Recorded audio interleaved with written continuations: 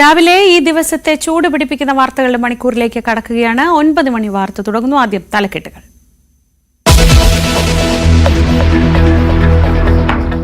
കൊണ്ടോട്ടിയിൽ ആത്മഹത്യ ചെയ്ത നവവധുവിന്റെ മൃതദേഹം ഖബറടക്കി. ഷഹാന മുംതാസ് ജീവനൊടുക്കിയത് നിറത്തിന്റെ പേരിൽ ഭർത്താവും കുടുംബവും അപമാനിച്ചതിനാലെന്ന് കുടുംബം. പോലീസ് കുടുംബാംഗങ്ങളുടെ മൊഴിയെടുക്കും.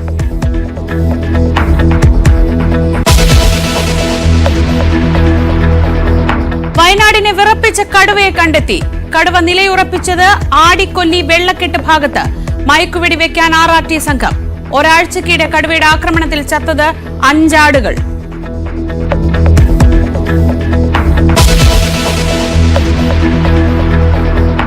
ലൈംഗിക അധിക്ഷേപ കേസിൽ ജാമ്യം ലഭിച്ച ബോബി ചെമ്മണ്ണൂർ ഇന്ന് പുറത്തിറങ്ങിയേക്കും. തടവുകാർക്ക് ഐക്യദാർഢ്യം പ്രഖ്യാപിച്ച് ജയിലിൽ ബോബിയുടെ നാടകം. ജയിലിൽ തുടരുന്നത് മാധ്യമ ശ്രദ്ധയ്ക്ക് വേണ്ടിയെന്ന് വിമർശനം.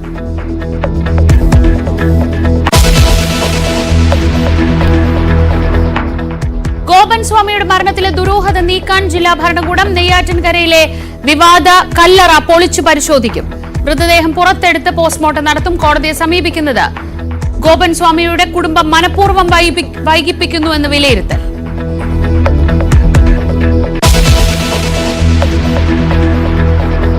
IC ബാലകൃഷ്ണനും ND അപ്പച്ചനും ഇന്ന് നിർണായകം. NM വിജയന്റെ മരണത്തിൽ മുൻകൂർ ജാമ്യാപേക്ഷ ഇന്ന് കോടതിയിൽ.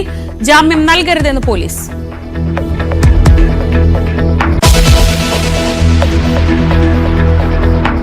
പെരിയ ഇരട്ടക്കൊലക്കേസിൽ നിയമ പോരാട്ടത്തിനായി പണപ്പിരിവ് നടത്താൻ CPM 2 കോടി രൂപ സമാഹരിക്കൽ ലക്ഷ്യം. പിരിവ് സ്പെഷ്യൽ ഫണ്ട് എന്ന പേരിൽ.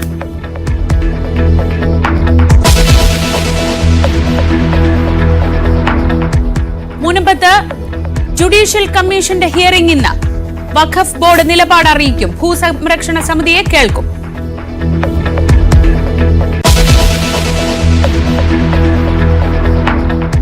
റഷ്യൻ പട്ടാളത്തിലേക്കുള്ള മനുഷ്യക്കടത്തിൽ കേരളത്തിൽ കേസ്. കൊടകര പോലീസ് കേസെടുത്തത് കൂലിപ്പട്ടാളത്തിൽ നിന്നും മോചിതനായ സന്തോഷ് മുഖത്തിന്റെ പരാതിയിൽ. സൗദി ജയിലിൽ കഴിയുന്ന അബ്ദുൾ റഹീമിന്റെ മോചനം കാത്തു കുടുംബം. കേസ് വീണ്ടും റിയാദ് കോടതി ഇന്ന് പരിഗണിക്കും.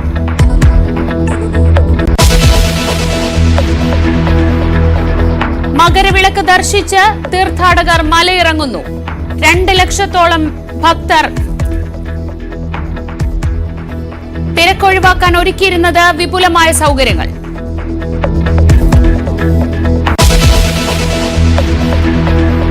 ലോകത്തിന്റെ എല്ലാ കോണുകളിൽ നിന്നുമുള്ള ആളുകൾ ഇങ്ങോട്ടേക്ക് എത്തുന്നു. ഭക്തി മാത്രമാണ് ഇവിടെ അവരുടെയൊക്കെ ഒരു വികാരം. വളരെ സന്തോഷത്തോടുകൂടി വളരെ മനോഹരമായ ദിവസങ്ങൾ ആസ്വദിച്ച് ഗംഗയിൽ സ്നാനം ചെയ്ത്, ത്രിവേണി സംഗമത്തിൽ സ്നാനം ചെയ്ത് അവർക്ക് മടങ്ങാനുള്ള സൗഭാഗ്യം ലഭിക്കുന്നു എന്നുള്ളതാണ്. അതാണ് ഏറ്റവും പ്രധാന ഒരു വൈബ് ഇവിടെ. മഹാകുംഭമേളയിലേക്ക് തീർത്ഥാടക പ്രവാഹം തുടരുന്നു. ഇന്നലെ പ്രയാഗ്രാജിലെത്തിയത് 3.5 കോടിയോളം പേർ.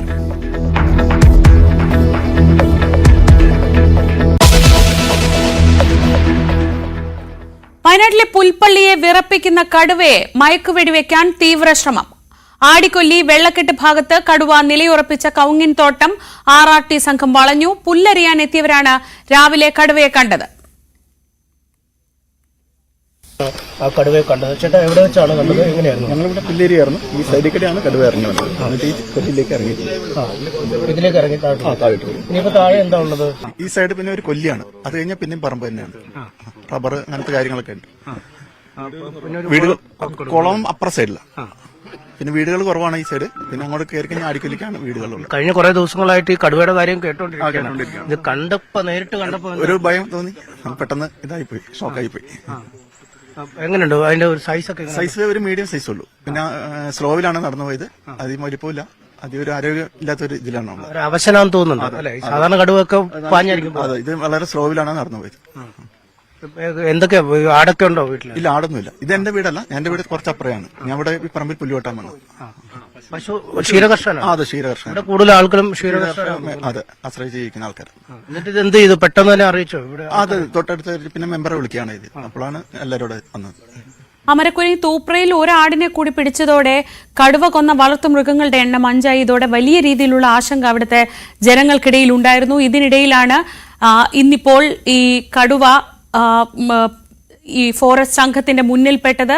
അനീഷ് കുമാർ ഏറ്റവും പുതിയ വിവരങ്ങളുമായി. അനീഷ്, ഇപ്പോ ഈ കടുവ നിലയുറപ്പിച്ചിട്ടുള്ള ഭാഗം മുഴുവൻ ഈ ഉദ്യോഗസ്ഥർ വളഞ്ഞിരിക്കുകയാണെന്ന വിവരങ്ങളാണ് ഏറ്റവും ഒടുവിൽ പുറത്തു വരുന്നത്.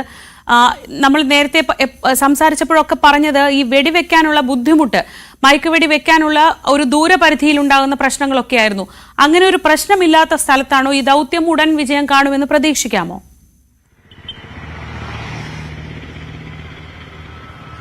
ദൗത്യം വീണ്ടും ഒരു ചെറിയ അനിശ്ചിതത്വത്തിലേക്ക് നീങ്ങുന്നു എന്ന വിവരങ്ങൾ തന്നെയാണ് നമുക്ക് RRTയിൽ നിന്ന് ലഭിക്കുന്നത്. കാരണം ഇന്നലെ തൂപ്ര ഭാഗത്ത് അംഗൻവാടിയോട് ചേർന്നുള്ള ഭാഗത്ത് 11-നോടുകൂടി ഒരു ചന്ദ്രൻ എന്ന ആളുടെ വീട്ടിൽ ആടിനെ കൊന്നിരുന്നു. അതിനുശേഷം അവിടെ നിന്ന് പോയി ആ വീടിനുള്ളിൽ നിലയുറപ്പിച്ചായിരുന്നു RRT സംഘം വെടിവെക്കാനുള്ള ഒരു തയ്യാറെടുപ്പുകൾ നടത്തിയത്. പുലർച്ചെ 4 മണിയോടുകൂടി വീണ്ടും ഈ ആടിനെ എടുക്കാൻ വേണ്ടി ആ ഭാഗത്തേക്ക് വന്നെങ്കിലും വെടിവെക്കാൻ ഒരുങ്ങുന്നതിന് മുമ്പ് ആ സ്ഥലത്ത് നിന്നും വളരെ വേഗത്തിൽ പായുകയാണ് ചെയ്തത്. അതിനുശേഷം പിന്നീട് കുറച്ച് മണിക്കൂറുകളിലേക്ക് കടുവയെക്കുറിച്ചുള്ള വിവരങ്ങൾ ലഭ്യമല്ല. തെർമൽ ഡ്രോൺ ക്യാമറകൾ ഉപയോഗിച്ച് നടത്തിയ പരിശോധനകളിലും ഇതിന്റെ സാന്നിധ്യം രേഖപ്പെടുത്തിയില്ല. തുടർന്നാണ് രാവിലെ ഈ വെള്ളക്കെട്ട് ഭാഗത്തു നിന്നും പുല്ലരിയാൻ പോയ 2 പേർ ഈ കടുവയെ നേരിട്ട് തന്നെ കാണുകയും ചെയ്ത് അതിനുശേഷം അത് വനംവകുപ്പിനെ വിവരം അറിയിച്ചു. വളരെ പെട്ടെന്ന് RRT സംഘം ഈ തൂപ്ര ഭാഗത്തു നിന്നും 1.5 കിലോമീറ്റർ അകലെയുള്ള വെള്ളക്കെട്ട് ഭാഗത്തേക്ക് എത്തി. അവിടെ ഒരു കവുങ്ങും തോപ്പിനുള്ളിലേക്കാണ് ഈ കടുവ കടന്നു പോയതെന്ന് കണ്ടെത്തിയിരുന്നു. ഇതേ തുടർന്ന് 3 വശത്തു നിന്നും RRT സംഘങ്ങൾ ഈ കവുങ്ങും തോപ്പിലേക്കും അതിന്റെ സമീപ പ്രദേശങ്ങളിലേക്കും പോയി ഡ്രോൺ ക്യാമറകൾ ഉപയോഗിച്ച് പരിശോധനകൾ നടത്തുമെന്നാൽ ഇപ്പോൾ ഈ ദൃശ്യപരിധിയിൽ ഇല്ല. RRT സംഘത്തിന് ഈ കടുവയെ കണ്ടെത്താൻ കഴിഞ്ഞിട്ടില്ല എന്നാണ് അറിയാൻ കഴിഞ്ഞത്. ഈ മേഖലയ്ക്കുള്ളിൽ ഒരു ഒഴിഞ്ഞ വലിയ കെട്ടിടമുണ്ട്, പഴയ ഒരു വീട് പോലുള്ള ഇത്, പിന്നെ ചുറ്റുവട്ട് കാടാണ്, അതിനുശേഷം ഒരു കുളമുണ്ട്. അങ്ങനെ ഒരു വല്ലാത്തൊരു ഭൂപ്രകൃതിയുള്ള സ്ഥലമാണ്. ഒപ്പം വിശാലമായ ഇതുപോലുള്ള ഇടങ്ങളുണ്ട്. ഇപ്പോൾ നമ്മൾ നിൽക്കുന്നത് പോലുള്ള ചെറിയ തോട്ടങ്ങൾ, കമിഴ്ന്ന തോപ്പുകൾ, ഒപ്പം കാപ്പിത്തോട്ടങ്ങൾ എന്നിങ്ങനെ വിശാലമായ ആ ഭൂപ്രദേശം നീങ്ങുകയാണ്. അവിടെയൊക്കെ പരിശോധിച്ചെങ്കിലും ഇപ്പോൾ നിലവിൽ സാന്നിധ്യം കണ്ടെത്താൻ കഴിഞ്ഞിട്ടില്ല എന്നാണ് RRT സംഘങ്ങൾ പറയുന്നത്. ആ മേഖലകളിൽ തെരച്ചിൽ വളരെ ഊർജിതമായി ഇപ്പോഴും പുരോഗമിക്കുന്ന ഒരു സാഹചര്യം. ഏതാണ്ട് പുൽപ്പള്ളി പട്ടണത്തിലേക്ക് അടുത്തുകൊണ്ടിരിക്കുന്ന സാഹചര്യമാണുള്ളത്. തൂപ്രയിൽ നിന്നും ഇന്നലെ കണ്ട ഊട്ടിക്കവലയിൽ നിന്നുമൊക്കെ ഏതാണ്ട് 2.5-3 കിലോമീറ്റർ തള്ളി പുൽപ്പള്ളി ടൗണിന്റെ ഏതാണ്ട് 2 കിലോമീറ്റർ അടുത്തേക്ക് ഈ കടുവയുടെ സാന്നിധ്യം അനുഭവപ്പെട്ടു എന്നാണ് ഏറെ കൗതുകമുള്ള കാര്യം. കാരണം ഇനി വന്നാൽ കൂടുതൽ ജനങ്ങളേറെ തിങ്ങിപ്പാർക്കുന്ന ഒരിടത്തേക്കാണ് അടുത്തത് വരാനുള്ളത്. നേരത്തെ ഉണ്ടായിരുന്ന ഇടങ്ങൾ പൂർണ്ണമായും കൃഷിയിടങ്ങളാണ്. 2-3-4 ഏക്കറൊക്കെ ഉള്ള സ്ഥലത്തിന്റെ നടുവിൽ ഒരു വീട്, അല്ലെങ്കിൽ അവിടെ നിന്ന് കുറച്ച് അധികം സ്ഥലങ്ങൾ, പാടം, മറ്റ് കാപ്പിത്തോട്ടം എന്നിങ്ങനെയൊക്കെയായിരുന്നു ആ സ്ഥലത്തൊരു ഭൂപ്രകൃതി. പക്ഷേ അവിടെ നിന്നും ക്രമേണ അതിന്റെ സ്ഥാനം മാറുന്നുണ്ട് എന്നത് തന്നെയാണ് ഏറ്റവും ഒടുവിൽ വനംവകുപ്പ് നൽകുന്നത്. ശ്രീജ. ശരി, അനീഷ് കുമാറാണ് വിവരങ്ങൾ നൽകിയത്. വയനാട് പുൽപ്പള്ളിയിൽ ആളുകളെ വലിയ ഭീതിയിലാക്കി കടുവയുടെ സാന്നിധ്യം കഴിഞ്ഞ ദിവസങ്ങളിലൊക്കെ ഉണ്ടായിരുന്നു. തുടർച്ചയായ 5-ാം ദിവസവും കടുവ വീട്ടിൽ കെട്ടിയിട്ടിരിക്കുന്ന ആടിനെ കൊല്ലുന്ന സ്ഥിതിയുണ്ടായി. ഈ സാഹചര്യത്തിൽ ഇന്ന് രാവിലെ മുന്നിൽ പെട്ടെങ്കിലും ഇപ്പോഴും ചെറിയൊരു പ്രതിസന്ധിയുണ്ട്. മറ്റ് വാർത്തകളിലേക്ക് പോവുകയാണ് നമ്മൾ. വിവാഹബന്ധം ഒഴിഞ്ഞു പോകാൻ ഭർത്താവ് വാഹിദ് ആവശ്യപ്പെട്ടതായി നിറത്തിന്റെ പേരിലുള്ള അധിക്ഷേപത്തെ തുടർന്ന് ജീവനൊടുക്കിയ കൊണ്ടോട്ടി സ്വദേശിനി ഷഹാന മുംതാസിന്റെ കുടുംബം.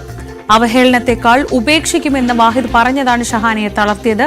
വാഹിദ് അയച്ച ശബ്ദ സന്ദേശങ്ങൾ അടങ്ങിയ മൊബൈൽ ഫോൺ പോലീസിന് കൈമാറിയതായി, നീതിക്കായി ഏതറ്റം വരെയും പോകുമെന്നും കുടുംബം പ്രതികരിച്ചു.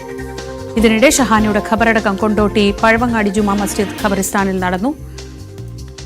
CV അനുമോദ് വിവരങ്ങളുമായി. അനുമോദ്, ഈ കുട്ടിയുടെ 19 വയസ്സ് മാത്രം പ്രായമുള്ള ഒരു ചെറിയ പെൺകുട്ടിയുടെ മരണത്തിലേക്ക് നയിച്ച കാര്യങ്ങൾ എന്തൊക്കെയെന്ന വിവരങ്ങളാണ് ഇപ്പോൾ കുടുംബത്തിന്റെ ഭാഗത്തു നിന്നൊക്കെ ലഭിക്കുന്നത്. നമുക്കറിയാം, ഇത് നമ്മൾ ആദ്യമായിട്ടല്ല കേൾക്കുന്നത്. പക്ഷെ ഇത് വീണ്ടും ആവർത്തിക്കുമ്പോൾ നമുക്കുണ്ടാവുന്ന ഒരു വിഷമം ചില്ലറയല്ല. 19 വയസ്സ് മാത്രമുള്ള ഒരു കുട്ടി. ഇപ്പോൾ കുടുംബം പറയുന്നത് എന്താണ്? എന്തൊക്കെ തെളിവുകളാണ് ഇവർ പോലീസിന് കൈമാറിയിട്ടുള്ളത്?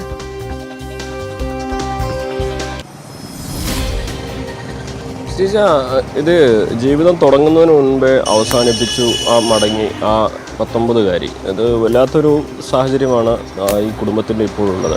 നമ്മളിപ്പോൾ ആ കുട്ടിയുടെ ഖബറടക്കം നടന്ന പള്ളിയിലും അതുപോലെ തന്നെ അവർക്ക് അവരുടെ കുടുംബവുമൊക്കെ ആയിട്ട് സംസാരിച്ചിരുന്നു. പൂർണ്ണമായിട്ടും അവർക്ക് വിഷയത്തിൽ സംസാരിക്കാവുന്ന ഒരു മാനസിക നില എത്തിയിട്ടില്ല. കാരണം ഇന്ന് പുലർച്ചെയാണ് ആ കുട്ടിയുടെ പിതാവ് ഗൾഫിൽ നിന്ന് വന്നത്.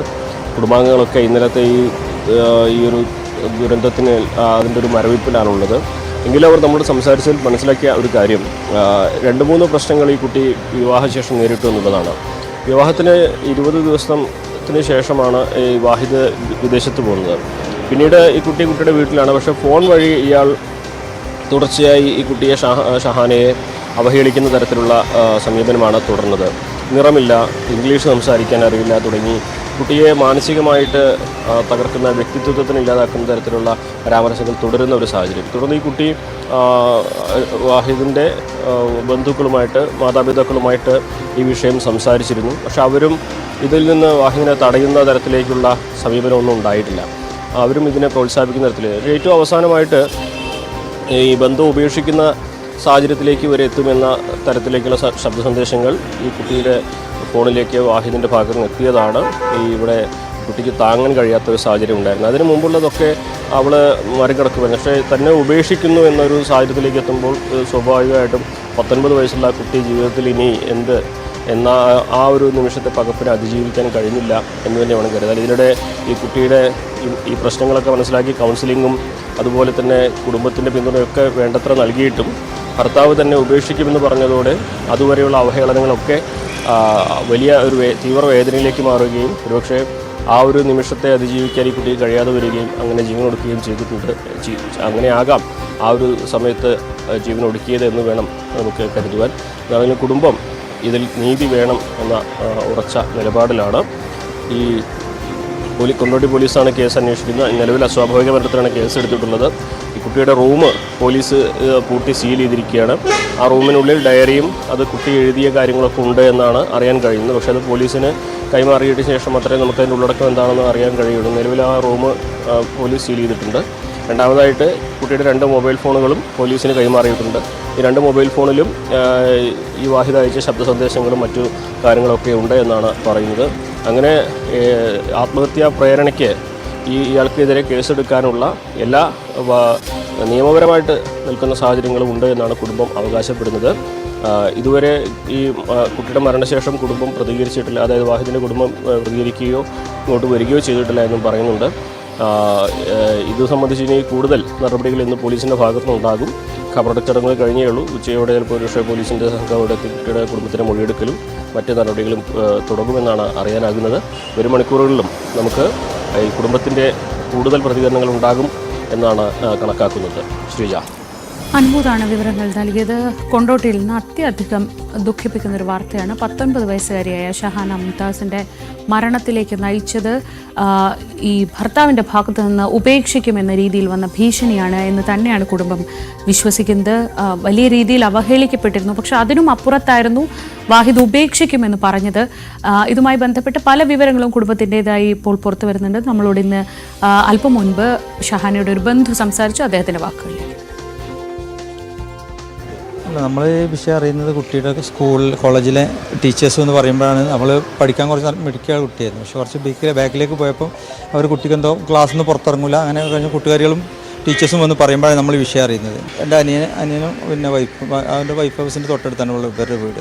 അവൻ വൈഫും ഈ കുട്ടിയും കൂടി അവരുടെ വീട്ടിലേക്ക് പോയി. വീട്ടിൽ പോയിട്ട് ഉമ്മയായിട്ട് സംസാരിച്ചിട്ട് ഇങ്ങനെ പറയുന്നുണ്ട്, ഇവനിങ്ങനെയൊക്കെ പറയുന്നുണ്ടല്ലോ, നിങ്ങളൊന്ന് സംസാരിച്ചിട്ട് ക്ലിയർ ചെയ്യണമെന്ന് പറഞ്ഞപ്പോൾ ഉമ്മ പറഞ്ഞു, എന്താ വെച്ചാൽ നീ ആ 20 ദിവസമല്ലേ കൂടെ വന്നിട്ടുള്ളൂ, നിനക്ക് ഒഴിഞ്ഞു പോയിക്കൂടെ, പിന്നെ എന്തിനാ അതിലേക്ക് തന്നെ കടിച്ചു തൂങ്ങണമെന്നാണ് പറഞ്ഞത്. നമ്മളിത് അറിയുന്നത് ഏകദേശം അവൾ 2 മാസം മുന്നേ ഈ ഒരു പ്രശ്നം ഉണ്ടായിട്ട് അവളത് ഒരു പ്രാവശ്യം ഉമ്മേനെ വിളിച്ച് അവൾ സോൾവ് ചെയ്യാൻ ശ്രമിച്ചിട്ടുണ്ട്. ഞാൻ ഒരു 15 ദിവസം മുന്നേ ഞാൻ സംസാരിച്ചിരുന്നു. ഒരു മണിക്കൂറോളം 1.5 മണിക്കൂറോളം ഞാൻ സംസാരിച്ചിട്ടുണ്ട് അവളായിട്ട്. സംസാരിച്ചപ്പോൾ അവളിങ്ങനെ ആദ്യമൊന്നും പറയാൻ കൂട്ടാക്കിയില്ല. പിന്നെ കുറച്ച് മാനസികമായിട്ട് ഭയങ്കരമായിട്ട് തകർന്നിരിക്കുന്ന സമയത്ത് ഞാൻ സംസാരിക്കുന്നത്. അവൾക്ക് ഉറക്കമില്ല, ഭക്ഷണം കഴിക്കില്ല, അങ്ങനെ ഒരു കണ്ടീഷനിലെത്തിയിരുന്നു. അവഹേളനം ഒഴിവാക്കുക പറഞ്ഞാൽ അവഹേളനം ഇത് വെച്ചാൽ അവൻ്റെ റീസൺ പറയുന്നത് വെച്ചാൽ അവളോട് പറഞ്ഞു നീ കറുത്താണ്, ഞാൻ +2 എൻ്റെ ഒരു ഫോട്ടോ കണ്ടിരുന്നു, അതിൽ നീ കുറച്ചുകൂടെ കളറുണ്ട്. പിന്നെ അപ്പം പറയുന്ന വാക്കുകൾ പലതും പല മോശമായ വാക്കുകളാണ് ഉപയോഗിക്കൽ. നമ്മളതിന് നിയമ നടപടികൾ ഏതറ്റം വരെ പോകാൻ പറ്റുമോ അതായത് അത്രയും ഞങ്ങൾ പോകും. കാരണം ഞങ്ങൾക്ക് ആ കുട്ടിക്ക് ന്യായമായിട്ട് കിട്ടേണ്ട നീതി അവൾക്ക് കിട്ടണം. സാധാരണഗതിയിൽ നമ്മൾ ഇത്തരം കേസുകളിലൊക്കെ കേട്ടിട്ടുള്ളത് കുടുംബത്തിന്റെ പിന്തുണ ഉണ്ടായിരുന്നില്ല എന്നൊക്കെയാണ്. പക്ഷേ ഷഹാനയെ ജീവിതത്തിലേക്ക് തിരിച്ചു കൊണ്ടുവരാൻ നടത്തിയ ശ്രമങ്ങൾക്കിടയിലും ഇങ്ങനെ ഒരു കടുത്ത തീരുമാനത്തിലേക്ക് ആ പെൺകുട്ടി എത്തുകയായിരുന്നു. വെറും 19 വയസ്സ് മാത്രം പ്രായമുള്ള ഒരു ചെറിയ കുട്ടിയാണ്. ആ കുട്ടിയാണിപ്പോൾ ഭർത്താവിൻ്റെ ഭാഗത്തു നിന്നുള്ള അവഗണനയിൽ അല്ലെങ്കിൽ ഭർത്താവിൻ്റെ കുടുംബത്തിൻ്റെ ഭാഗത്തു നിന്നുള്ള മാനസിക പീഡനത്തിൽ മനംനൊന്ത് ആത്മഹത്യ ചെയ്തിരിക്കുന്നത്. ഇതിലൊരു കേസിലേക്ക്, നിയമ നടപടിയിലേക്ക് തന്നെയാണ് കാര്യങ്ങൾ നീങ്ങുന്നത്. ഇനി നെയ്യാറ്റിൻകരയിൽ നിന്നുള്ള വാർത്തയിലേക്ക്. നെയ്യാറ്റിൻകരയിലെ വിവാദ സമാധി കല്ലറ പൊളിച്ച് പരിശോധിക്കാനുള്ള നടപടികളുമായി മുന്നോട്ടു പോകാൻ ജില്ലാ ഭരണകൂടം കോടതിയെ സമീപിക്കാൻ ഗോപൻ സ്വാമിയുടെ കുടുംബത്തിന് സബ് കളക്ടർ സാവകാശം നൽകിയിരുന്നു. എന്നാൽ ഈ നീക്കം, കോടതിയെ സമീപിക്കാനുള്ള നീക്കം മനഃപൂർവ്വം വൈകിപ്പിക്കുകയാണെങ്കിൽ മതിയായ സുരക്ഷയിൽ സമാധി സ്ഥലം പൊളിച്ച മൃതദേഹം പുറത്തെടുത്ത് പോസ്റ്റ്മോർട്ടം നടപടികൾ പൂർത്തിയാക്കാനാണ് ജില്ലാ ഭരണകൂടത്തിന്റെ തീരുമാനം. വിവരങ്ങളുമായി വി അരുൺ. അരുൺ, ഒരു ക്രമസമാധാന പ്രശ്നം ഒഴിവാക്കാനാണ് അന്ന് ഈ നെയ്യാറ്റിൻകരയിൽ ഈ സമാധി കല്ലറയുടെ പൊളിക്കാനുള്ള നടപടിയിലേക്ക് എത്തിയ സംഘം അന്ന് ആ തീരുമാനം വേണ്ടെന്ന് വെച്ചത്. പക്ഷെ ഇപ്പോൾ ആവശ്യത്തിന് സമയം കൊടുത്തു, കോടതിയിലേക്ക് പോവുകയാണെങ്കിൽ കോടതിയുടെ തീരുമാനം വരട്ടെ എന്ന് കാത്തു. പക്ഷേ ഇതിൽ ബോധപൂർവമായ ഒരു വൈകിക്കൽ ഉണ്ട് എന്ന് അധികൃതർക്ക് തോന്നുന്നുണ്ടോ? തീർച്ചയായിട്ടും ഈ കല്ലറ പൊളിക്കാതെ അന്ന് പോലീസും അതുപോലെ ജില്ലാ ഭരണകൂടം പിൻവാങ്ങിയത് അവിടെ ഒരു സാമുദായിക പ്രശ്നമായത് വളരാനുള്ള സാധ്യത മുന്നിൽ കണ്ടാണ് അത്തരത്തിൽ ഒരു നീക്കം അവിടെ നടന്നിരുന്നു. അതുകൊണ്ടാണ് പിന്മാറിയത്. കുടുംബം അതിന് ഒത്താശ ചെയ്യുന്ന വിലയിരുത്തൽ പോലീസിലുണ്ട്. ഏതായാലും ഇതധികം നീട്ടിക്കൊണ്ടുപോകാൻ പോലീസ് തയ്യാറായിക്കില്ല, ജില്ലാ ഭരണകൂടം തയ്യാറായിക്കില്ല. കാരണം എന്താണ് സംഭവിച്ചത്? ഈ ഗോപൻ എന്ന വൃദ്ധൻ എങ്ങനെ മരിച്ചു എന്ന കാര്യത്തിൽ വ്യക്തത വേണമെന്ന നിലപാട് സർക്കാരിനും പോലീസിനും ഒക്കെയുണ്ട്. അതുകൊണ്ട് തന്നെ അതിന് ഈ കല്ലറ പൊളിച്ച് പരിശോധന നടത്തേണ്ടത് അനിവാര്യവുമാണ്. ആദ്യം സ്ഥിരീകരിക്കേണ്ടത് ഈ കല്ലറയ്ക്കുള്ളിൽ ഗോപൻ്റെ മൃതദേഹമുണ്ടോ എന്ന കാര്യമാണ്. അങ്ങനെയെങ്കിൽ എങ്ങനെയാണ് അദ്ദേഹം മരിച്ചത്? മരിച്ചതിനു ശേഷം ഈ കല്ലറയിൽ കൊണ്ട് അദ്ദേഹത്തെ ഇരുത്തുകയായിരുന്നോ, അല്ലെങ്കിൽ അല്ലാതെ ജീവനോടെ ഇരുത്തി കല്ലറ സ്ലാബിട്ട് മൂടുകയായിരുന്നോ കാര്യമൊക്കെ സംശയമുണ്ട് പോലീസിന്. അത് കൃത്യമായി വ്യക്തമാകണമെങ്കിൽ ഈ കല്ലറ പൊളിച്ച് അവിടെ മൃതദേഹം കണ്ടെടുക്കുകയും അത് പോസ്റ്റ്മോർട്ടം നടത്തി ശാസ്ത്രീയമായ തെളിവുകൾ ശേഖരിക്കുകയും വേണം. അതിനാണ് കുടുംബവും ചില സംഘടനകളും ഇപ്പോൾ തടസ്സം നിൽക്കുന്നത്. കോടതി വിധി വരെ കാത്തിരിക്കണമോ അല്ലെങ്കിൽ അതിനു മുമ്പ് തന്നെ നടപടികൾ മുന്നോട്ട് പോകണമെന്ന കാര്യത്തിൽ ഇന്ന് ജില്ലാ ഭരണകൂടം തീരുമാനമെടുത്തേക്കും. കുടുംബം ഇന്ന് ഹൈക്കോടതി സമീപിക്കുമെന്നും വ്യക്തമാക്കിയിട്ടുണ്ട്. ശ്രീജ. ശരി, വി അരുണാണ് വിവരങ്ങൾ നൽകിയത്. തിരുവനന്തപുരത്ത് നിന്ന് നെയ്യാറ്റിൻകരയിൽ ഇതൊരു നിയമ പോരാട്ടത്തിലേക്ക് പോവുകയാണോ അതോ ജില്ലാ ഭരണകൂടത്തിന്റെ ഭാഗത്തു നിന്ന് ഒരു കടുത്ത നടപടി ഉണ്ടാവുമോ? അതിന്ന് നമുക്ക് അറിയാം. കാസർഗോഡ് പെരിയ ഇരട്ടക്കൊലക്കേസിൽ നിയമ പോരാട്ടത്തിനായി പണപ്പിരിവ് നടത്താൻ CPM 2 കോടി രൂപ സമാഹരിക്കുകയാണ് ലക്ഷ്യം. ഒരു അംഗം 500 രൂപ നൽകണം. ജോലിയുള്ളവർ ഒരു ദിവസത്തെ ശമ്പളമാണ് നൽകേണ്ടത്. KV ബൈജു വിവരങ്ങളുമായി കാസർഗോഡ് നിന്ന്. ബൈജു, പെരിയയിൽ ഇത് ആദ്യമായല്ല പെരിയയിലെ ഈ കേസിന് വേണ്ടി CPMന്റെ ഭാഗത്തുനിന്ന് പണപ്പിരിവുണ്ടാവുന്നത്. പക്ഷേ ഇതിപ്പോ ഇനിയും വലിയ പോരാട്ടത്തിലേക്ക് പോകുമെന്നൊരു വിലയിരുത്തലിൽ തന്നെയാണോ ഈ 2 കോടി രൂപ സമാഹരിക്കാനുള്ള നീക്കം?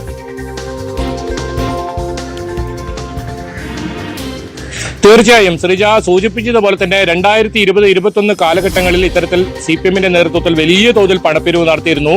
അന്ന് പാർട്ടി ഓഫീസിന്റെ അന്തിമ ജോലിക്കായി എന്ന് പറഞ്ഞാണ് ഇത്തരത്തിൽ പണപ്പിരിവ് നടത്തിയത്. ഇപ്പോൾ ഈ 500 രൂപ വീതം ഓരോ അംഗങ്ങളും എടുക്കണമെന്നാണ് ഇപ്പോൾ ഏരിയ കമ്മിറ്റിക്ക് നിർദ്ദേശം നൽകിയിട്ടുള്ളത്.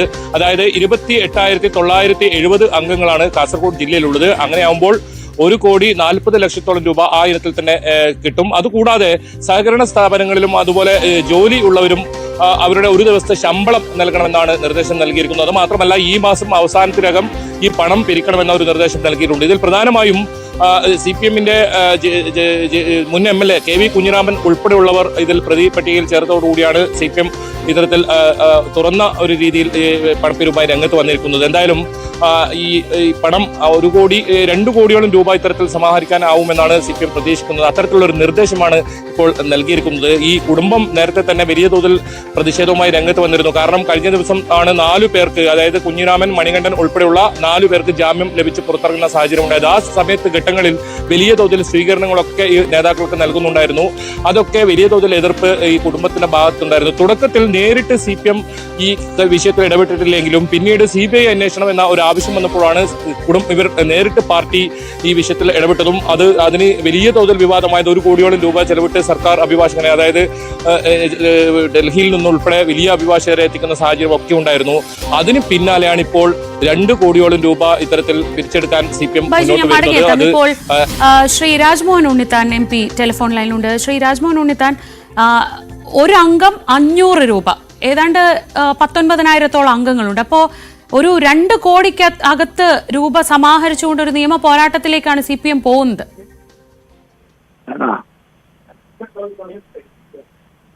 ഹലോ, കേൾക്കാമോ ശ്രീ രാജ്മോഹൻ ഉണ്ണിത്താൻ? കേൾക്കാമോ?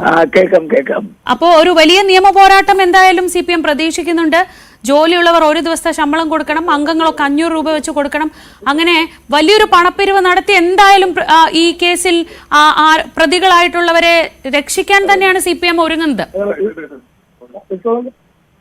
ഹലോ, കഴിഞ്ഞ പ്രാവശ്യവും ഇതേ ആവശ്യത്തിനായി 2 കോടി രൂപ മാർക്സിസ്റ്റ് പാർട്ടി അവിടുന്ന് പിരിച്ചിട്ടുണ്ട്. 2 കോടി രൂപ കേരള ഗവൺമെന്റ് ഈ കേസ് CBIക്ക് വിടാതിരിക്കാൻ വേണ്ടി 1,14 ലക്ഷം രൂപ പിന്നെ സംസ്ഥാന ഗവൺമെന്റ് ചെലവാക്കിയിട്ടുണ്ട്. 2 കോടി രൂപ പാർട്ടി പിരിച്ചിട്ടുണ്ട്. അപ്പോ ഇത് സാധാരണഗതിയിൽ മനുഷ്യന്റെ ജീവനും സ്വത്തിനും സംരക്ഷണം കൊടുക്കുക എന്നുള്ളതാണ് സംസ്ഥാന ഗവൺമെന്റ് ദൗത്യം. ഇത് മനുഷ്യനെ കൊന്നൊടുക്കിയ ആളുകളെ രക്ഷിക്കാൻ വേണ്ടി 1,14 ലക്ഷം രൂപ സംസ്ഥാന ഗവൺമെന്റ് ചെലവാക്കിയ ഒരു കേസാണ്. പാർട്ടി കഴിഞ്ഞ പ്രാവശ്യവും ഈ കേസ് നടത്താൻ വേണ്ടി 2 കോടി രൂപ പിരിച്ചു, ഇപ്പോഴും 2 കോടി. അപ്പോൾ പാർട്ടിയുടെ ഒരു അഭിമാന പ്രശ്നമാണ്. കാരണം ഉന്നതരായ നേതാക്കന്മാരാണ് ഈ കൊലപാതകം നടത്തിയിട്ടുള്ളത്. CBI ഗൂഢാലോചന എന്ന് പറയുന്ന ഭാഗത്തേക്ക് വേണ്ടത്ര ശ്രദ്ധ ചെലുത്തിയിട്ടില്ല. അതാണ് പ്രശ്നം. അതുകൊണ്ട് ഇനിയും 2 കോടി രൂപ പിരിക്കുക എന്ന് പറഞ്ഞാൽ സുപ്രീം കോടതി വരെ പോകാൻ ഉദ്ദേശിക്കുന്നു എന്നുള്ളതാണ് അതിന്റെ ലക്ഷ്യം.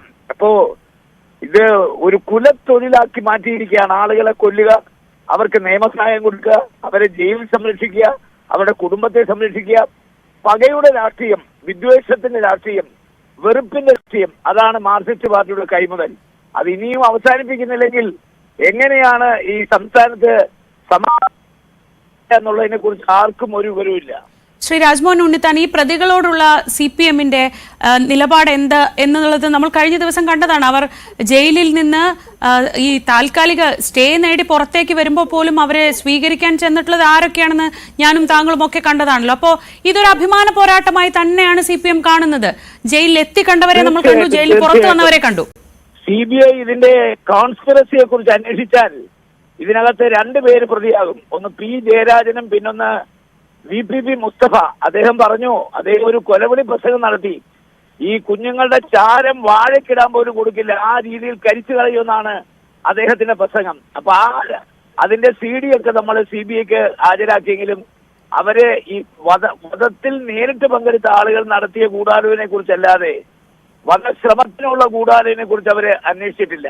അപ്പോ 302 IPC 302 അതുപോലെ തന്നെ 120B അത് 8 10 പ്രതികൾ മാത്രമേ ആയിട്ടുള്ളൂ. അതുകൊണ്ടാണ് ഞങ്ങൾ ആവശ്യപ്പെട്ടത് ഒരു തുടരന്വേഷണം ആവശ്യമാണ്. അങ്ങനെ വന്നാൽ നമ്മുടെ അരിയിൽ ഷുക്കൂർ വധക്കേസിലെ പോലെ ജയരാജൻ കുടുങ്ങും, VPP മുസ്തഫ കുടുങ്ങും. അപ്പൊ അങ്ങനെ ഒരു അന്വേഷണത്തിന് പോകും എന്ന് അവർ സംശയിക്കുന്നു. അങ്ങനെ അന്വേഷണം വന്നാൽ ഉന്നതന്മാർ കുടുങ്ങും. അതുകൊണ്ടാണ് പാർട്ടി ഇപ്പോൾ കോടികൾ, നേരത്തെ 2 കോടി പിരിച്ചു, ഇപ്പോഴും 2 കോടി പിരിച്ചു.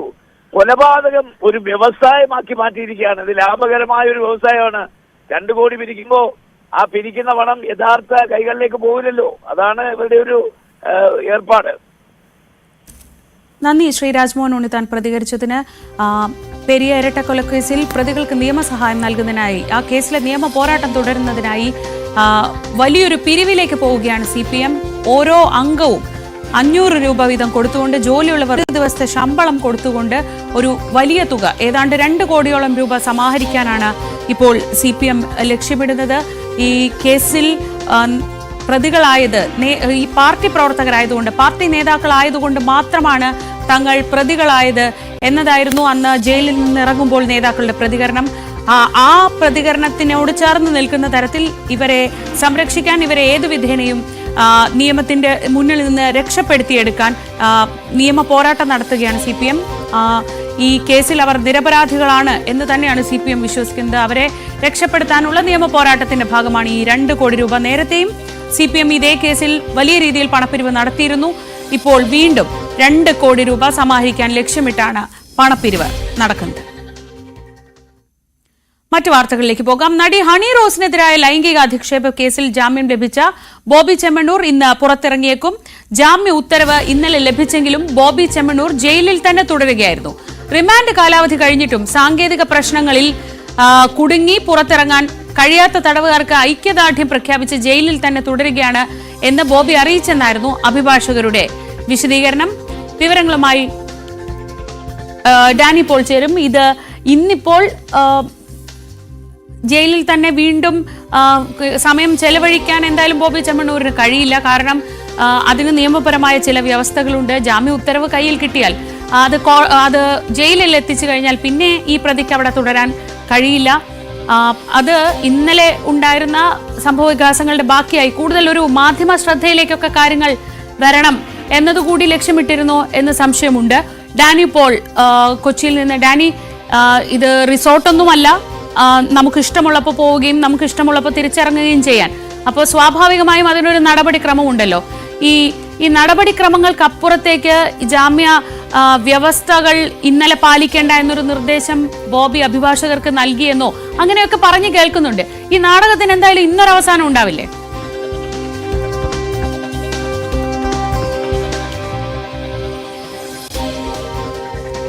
ശ്രീജ, ഇന്ന് ഇതിനൊരു അവസാനം ഉണ്ടാകുമെന്ന് തന്നെ, അല്ലെങ്കിൽ അതിനുണ്ടാകണമെന്ന് തന്നെയാണ് കരുതുന്നത്. കാരണം ആ രീതിയിലുള്ളൊരു ഇടപെടൽ ഉണ്ടാകും. പ്രത്യേകിച്ച് ഇന്നലെ സാവകാശം കിട്ടിയിട്ടും ഇവിടേക്ക് ജാമ്യത്തിൻ്റെ അതിൻ്റെ ഒരു രേഖകളും കാര്യങ്ങളും ഇവിടേക്ക് എത്തിച്ചില്ല എന്നത് അടക്കമുള്ള കാര്യങ്ങളുണ്ട്. അതിന് എന്തെങ്കിലും സാങ്കേതികത്വം പറഞ്ഞു വേണമെങ്കിൽ ഇന്നലത്തെ കാര്യങ്ങൾ ആ രീതിയിൽ നിൽക്കാം. പക്ഷേ അതിനപ്പുറം അത് ചില നിർദ്ദേശങ്ങൾ ഇവിടെ നിന്ന് നൽകി, ബോബി ചെമ്മണ്ണൂരുമായി ബന്ധപ്പെട്ടപ്പോൾ നൽകി, ഇന്ന് ഇവിടെ വരേണ്ടതില്ല, താൻ ഇവിടെ നിന്ന് ജാമ്യം അനുവദിച്ചിട്ടും റിമാൻഡ് കാലാവധി പൂർത്തിയായിട്ടും പുറത്തേക്ക് പോകാൻ കഴിയാത്ത തടവുകാർക്ക് ഐക്യദാർഢ്യം പ്രഖ്യാപിക്കുന്നു എന്ന രീതിയിലുള്ള ചില കാര്യങ്ങളെല്ലാം വന്നിരുന്നു. പക്ഷെ അത് സംബന്ധിയായ ഒരു സ്ഥിരീകരണം വരേണ്ടതുണ്ട്. കാരണം ആര് ആശയവിനിമയം നടത്തി ബോബി ചെമ്മണ്ണൂരുമായി എന്നതടക്കമുള്ള കാര്യങ്ങൾ അവിടെ ചോദ്യം ബാക്കി നിൽക്കുന്നുണ്ട്. എങ്കിൽ കൂടിയും അദ്ദേഹവുമായി അടുത്ത വൃത്തങ്ങൾ ഇന്നലെ അറിയിച്ചത് ഇന്ന് അദ്ദേഹം ഈ രീതിയിൽ തന്നെ മുന്നോട്ട് പോകുന്നു എന്നതടക്കമുള്ള കാര്യങ്ങളാണ് പറഞ്ഞത്. പക്ഷെ അപ്പോഴും ചില കാര്യങ്ങളുണ്ട്. കാരണം ഇന്നലെ ഇവിടെ ഒരുപാട് പേർ തടിച്ചുകൂടുകയും അദ്ദേഹത്തിന് വലിയ രീതിയിൽ അദ്ദേഹത്തിന് പിന്തുണ പ്രഖ്യാപിക്കുകയും അടക്കമുള്ള കാര്യങ്ങളുണ്ടായിരുന്നു. ഒരു വേള ഇത് വലിയ രീതിയിലുള്ളൊരു ഇവിടെ സ്വീകരണം ഒരുക്കുന്ന രീതിയിലേക്കെല്ലാം തന്നെ കാര്യങ്ങൾ പോവുകയും ചെയ്യുന്നു. അപ്പോൾ ഇന്നലെ ചില കാര്യങ്ങൾ ഇവിടെ സംഭവിച്ചു.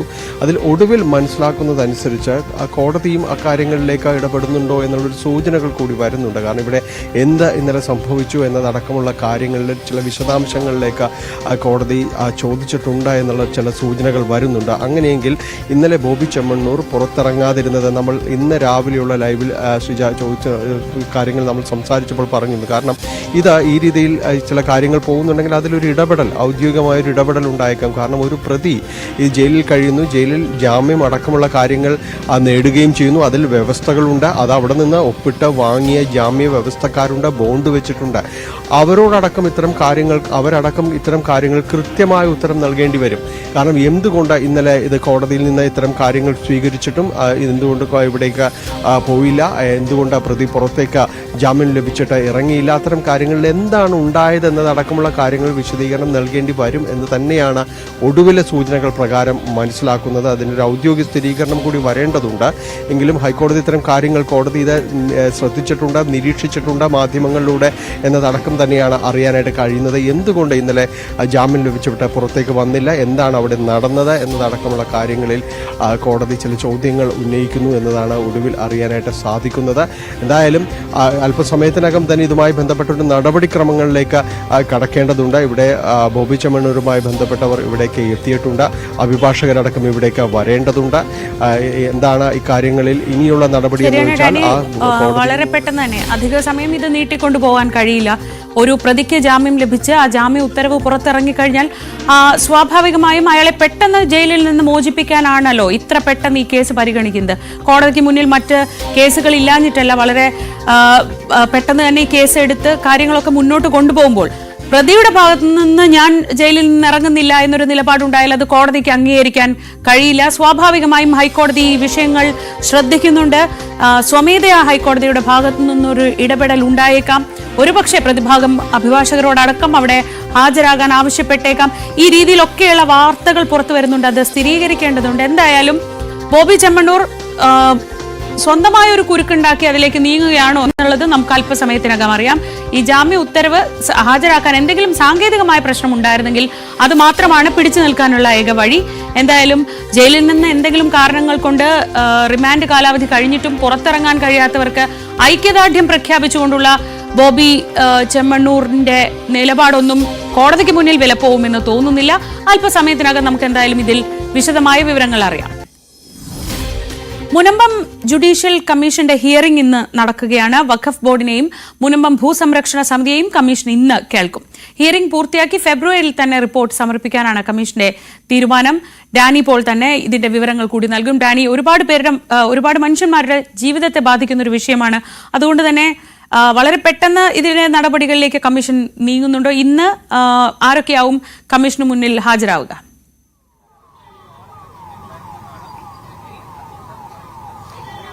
ശ്രീജ, ഇന്ന് പ്രധാനമായും കമ്മീഷന് മുമ്പിൽ ഹാജരാകുക ഈ മുനമ്പം ഭൂസംരക്ഷണ സമിതി, അവരുടെ അഭിഭാഷകർ, ഒപ്പം തന്നെ വഖഫിനുമായി ബന്ധപ്പെട്ടുകൊണ്ടുള്ള വിശദീകരണത്തിനായിട്ടുള്ള അഭിഭാഷകരടക്കം ഇന്ന് എത്തുകയും ചെയ്യുന്നു. കഴിഞ്ഞ 2 ദിവസങ്ങളിലായിട്ട് 2 തവണയായിട്ട് ഇതിന്റെ സിറ്റിംഗും കാര്യങ്ങളും എല്ലാം തന്നെ നടക്കുകയും ചെയ്തിരുന്നു. അപ്പോൾ അത്തരം കാര്യങ്ങളിൽ കൂടുതൽ വിശദീകരണങ്ങൾ, എന്താണ് ഇത് സംബന്ധിയായ കാര്യങ്ങൾക്ക് വിശദീകരണം നൽകാൻ രണ്ട് ഭാഗത്തുള്ളവരും അവരുടേതായ രീതിയിൽ വഖഫ് ബോർഡ് തന്നെയും നേരിട്ടെത്തുകയും ഇവരുടെ എന്തുകൊണ്ട് ഇത്തരം ഈ കാര്യങ്ങൾ പറയുന്ന അവരുടെ ഭാഗത്തുനിന്നുള്ള വിശദീകരണം എന്താണ്, അവർക്ക് സമർപ്പിക്കാനുള്ള, ഇതുമായി ബന്ധപ്പെട്ടുകൊണ്ട് അവർക്ക് സമർപ്പിക്കാനുള്ള രേഖകൾ എന്താണ് എന്നതെല്ലാം തന്നെ നൽകിയിരുന്നു.